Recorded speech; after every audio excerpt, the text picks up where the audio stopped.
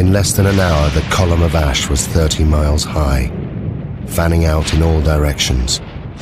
Soon it would engulf both land and sea.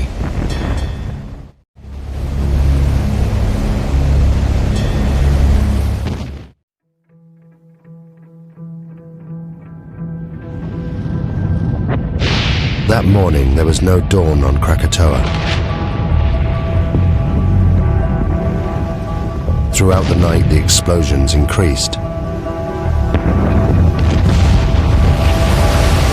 A series of booms could be heard hundreds of miles away. The volcano was entering a new phase.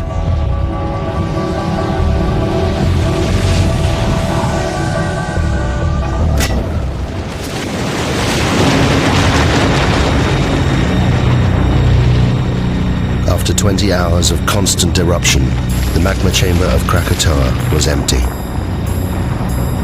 With nothing to support it, the volcano began to collapse. The resulting blast was so great, it was heard 3,000 miles away in Australia, the loudest noise in recorded history. Millions of tons of ash and pumice poured into the ocean,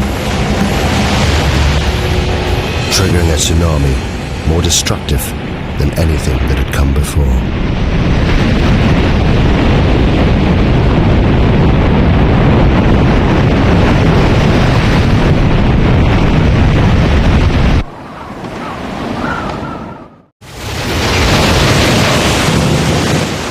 It was more than 40 meters high.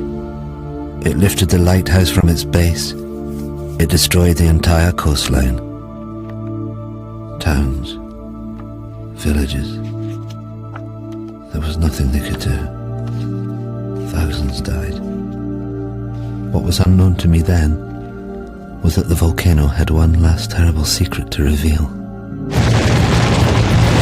The collapsing volcano had unleashed a final avalanche of scalding ash and pumice. Where it made contact with the water, it rode on a cushion of steam. Ash, gas and pumice, heated to more than 500 degrees centigrade, ripped across the ocean towards the highlands of southern Sumatra.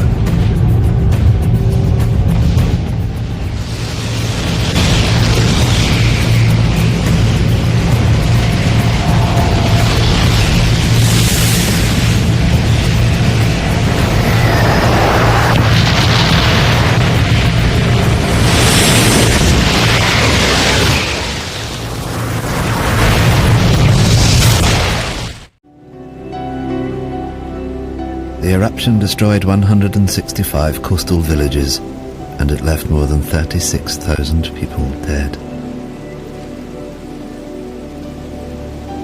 There were reports of bodies and pumice being washed up on the coast of Africa a year later.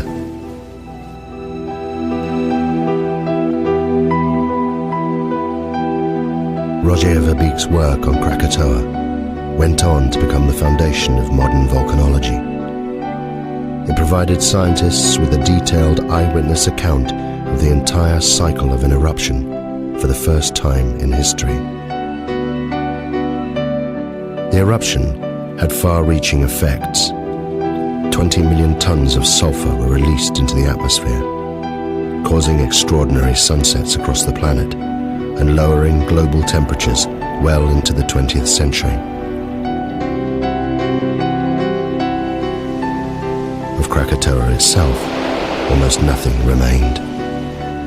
12 square miles of solid rock had disappeared in the space of 48 hours. The volcano had literally blasted itself apart. But in 1927, from 300 meters below the Sunda Straits, it erupted again.